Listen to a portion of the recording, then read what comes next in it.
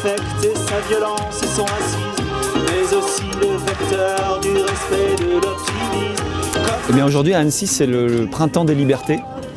Donc c'est un événement public voilà, au milieu de la ville où tout le monde est le bienvenu pour venir fêter le printemps, fêter les libertés qui sont quand même en ce moment un petit peu malmenées. Tout le monde est le bienvenu pour venir partager un moment festif. Il y a eu de la danse, du chant, des discours, voilà.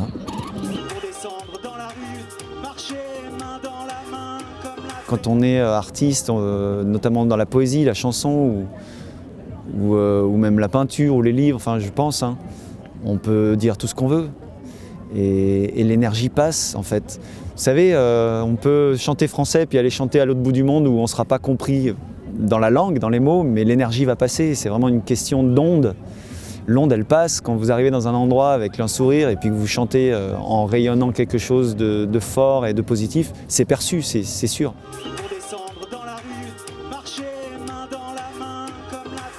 Je ne considère pas la communauté des artistes comme étant plus importante que les êtres humains qui se cachent derrière.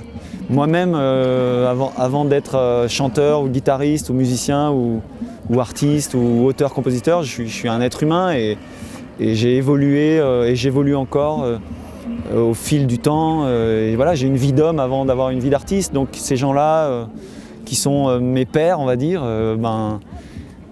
j'ai envie surtout à un moment donné de les interpeller en tant qu'hommes et femmes, pas en tant qu'artistes, puisque ce qu'ils feront seront la résultante, la conséquence de ce qu'ils sont, quoi. Donc j'ai envie de m'adresser à eux comme je m'adresserais à tout le monde. Voilà. La liberté d'expression est malmenée et ça c'est pas normal déjà. Rien que ça, déjà ça devrait choquer et ça devrait allumer un voyant rouge à l'intérieur de tous ces artistes qui devraient se dire attends là il se passe un truc, voilà. Et moi je les comprends qu'ils aient pas envie de se mélanger à n'importe qui, n'importe quoi, parce que en fait tout est tellement fake en ce moment qu'on devient hyper prudent et c'est normal et c'est bien d'être prudent.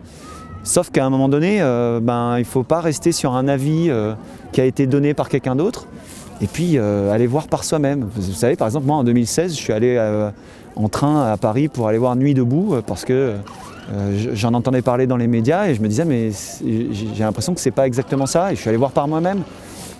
J'invite tout le monde à faire ça, que ce soit se déplacer physiquement ou ne serait-ce qu'aller voir sur internet, chercher de l'info et voir par soi-même, quoi. Alors cette question du passeport sanitaire, moi ça me plaît pas du tout et je pense que je jouerai jamais le jeu de ce truc-là. Ça va peut-être m'empêcher de faire des trucs et encore, c'est pas encore là, hein, vous savez. Comment est-ce qu'ils vont organiser ça si on regarde concrètement les choses, déjà il y a des milliers de hackers, il y a des milliers de gens qui sont pas d'accord et qui vont trouver le moyen de contourner ce truc-là. Enfin, je vois pas comment on peut contraindre une population entière qui n'y croit pas à ça, qui n'a pas envie de le vivre, à le vivre. Parce qu'il y a tous ceux qui sont ok, manipulés et qui sont dans un truc et qui vont dire ok et qui vont trouver ça bien. Puis il y a tous ceux qui ne vont pas le vivre, quoi.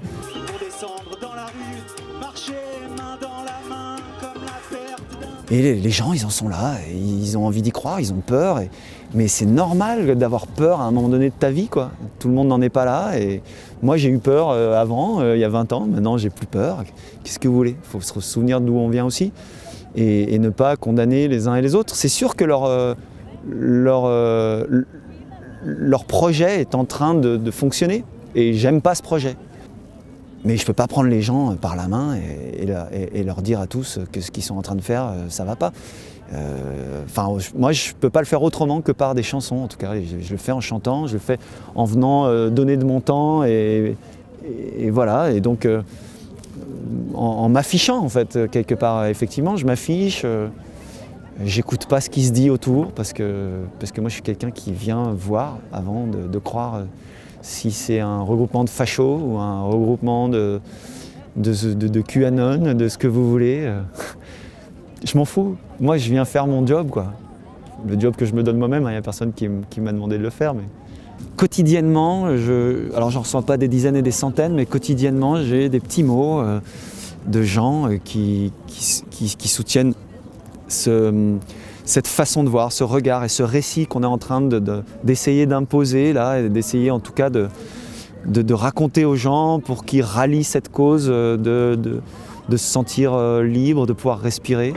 Donc ce témoignage que je reçois des gens, ça veut dire quoi? Ça veut dire qu'on n'est pas tout seul, mais que les gens ils ont besoin de se sentir unis à d'autres.